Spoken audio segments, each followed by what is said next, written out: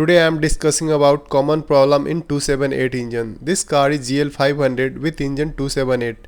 So you can see here these are the camshaft sensor and these connectors are wet mark. So means engine oil is coming from this sensor to connectors.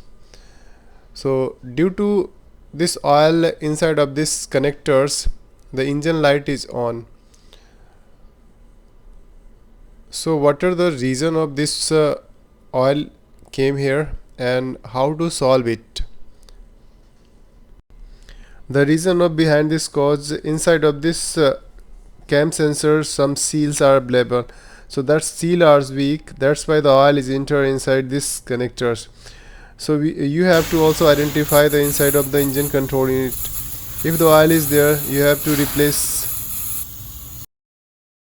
So first of all you have to just clean and took the road test. If the oil is there, just you have to do another job.